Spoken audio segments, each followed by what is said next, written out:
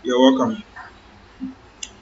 This time around, we want to look at the question for yesterday's evening, where we were asked to find each of the angles that are found in the shape.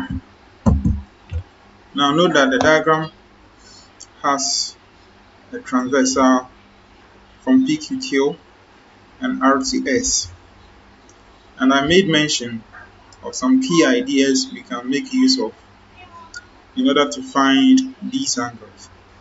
Note that the angles to be obtained or to be worked out for includes angle B, C, D, A here, and I believe that will be all.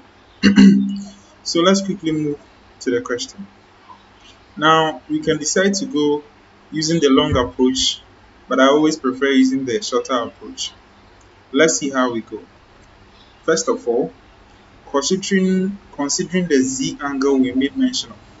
Note that from this end coming down here, there's a Z angle here.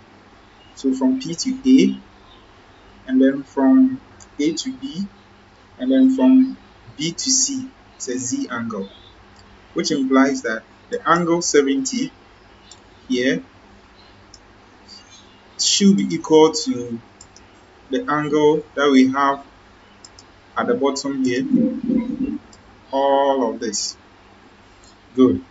So if we say 70 should be equal to that whole angle here, then we have 12 plus angle A.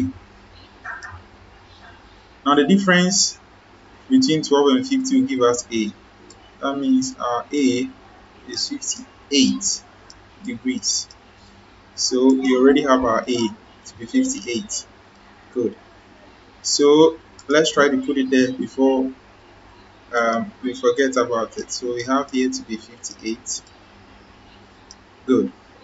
Now what again? Let's see if this 58 can benefit us. Using the idea of the Z angle or the Z angle, know that from A to D and then from D to B, I'm talking in terms of lines anyway, so don't get confused. So from A to B, A to D, then D to B, then B to C, there's also a C angle, which is talking about this C, angle C being equal to angle A, which we have already obtained. That implies that our C is also 58. Good. So let's write our 58 there. Good. Now what do we do next? The next thing we can do is to try to consider what we have here. Note that the sum of A and 12 was 70, which was equal to what we have already obtained. If that's the case, this whole angle plus this angle together with this one are forming a triangle. So there's a triangle ABC all together, and the sum of interior angle of a triangle is 180. So if we have 70, which is the sum of 12 and 58, and that of 50, what is left should be 60. Right. So B is 60 degrees. Now if we've obtained B to be 60 degrees, then note that angle A, that is the angle at this semicircle point, is an angle on a straight line. We have 70 and 60, so left with a portion to complete it. So 70 and 60 is an angle made of what? 130. Remaining what? 50 to complete the 180. So it means this angle here is 50 degrees.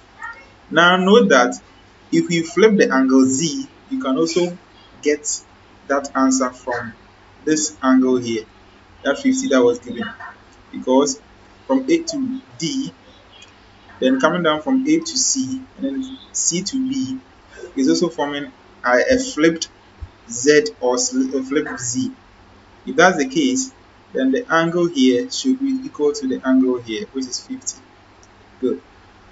Now, the next thing we can also look at is to be able to find the angle D. But before we can find the angle D, we need to be able to find the angle here.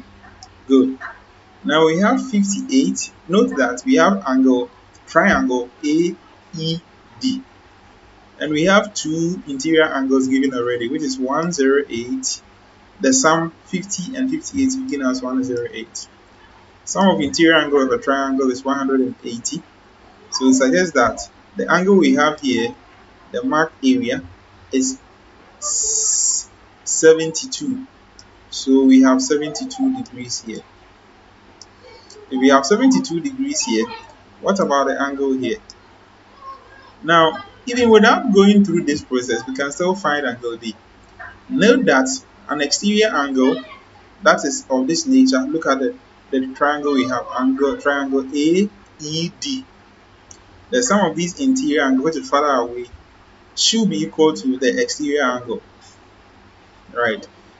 Even not going by that approach, we can still go by the angle on the straight line, because angle E and angle D are angles on the straight line.